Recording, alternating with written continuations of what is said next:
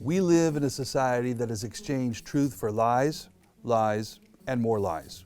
And all these lies have had a devastating effect. The national destruction we see today is a direct result of allowing one of the most trusted, revered, and protected parts of society, our educational system, to become thoroughly corrupted and a breeding place for lies. That sacred ivory tower we entrust our young people to has become a modern ivory tower of Babel. So why has this happened, and what can be done? To start, I'd like to turn your attention toward three significant problems that afflict higher ed. First, there's the value proposition problem. Did you know that American colleges and universities have lost 10% of their enrollment in just 2 years? That's 1.4 million students.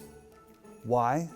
Look no further than lockdowns, masks, forced vaccinations, remote learning, debt, and a leadership class cultivated for their skills at demonstrating compliance. Remember when higher ed was all about learning, debate, and for all those real rebels questioning authority? Not anymore.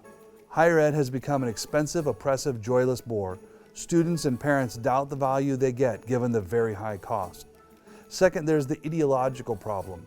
American higher ed used to be about preparing young men and women to enter society as leaders who would build and maintain a free society. But today, higher ed is like one of Tolkien's elves who was captured and twisted into an orc. Today, that orc's only purpose is to tear down and destroy what was once altogether lovely. Today, liberal means social and cultural leftism, and the liberal arts have become social justice education, an incoherent assortment of educational gobbledygook.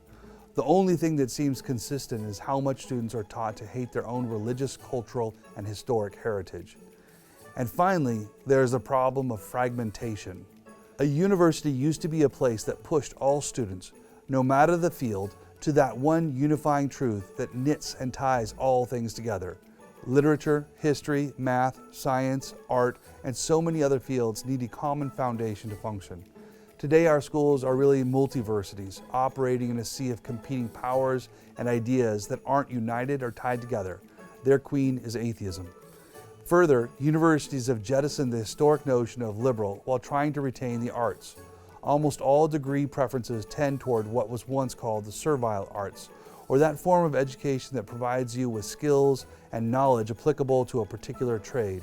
The sole measuring stick used to judge a degree are its status and earnings, or how much its graduates go on to support the Marxist cultural zeitgeist. Gone are the days when we tied education to cultural and societal preservation. So the question we must answer is, what should be done about it? Can we repair higher ed? At New St. Andrews, we are rebuilding the classic liberal arts education that once shaped the minds of young men and women of promise and mentored them into being the leaders that built Christendom. Our foundation is Scripture, which means that each student receives an educational foundation that cannot be moved. New St. Andrews didn't cave to the demands of the Great Reset. We did not force our students to mask or vax. We have no plans to sell out, and our students have been massive beneficiaries. The strong, non-schizophrenic biblical foundation they receive is very fertile ground for a wide array of professional and personal pursuits.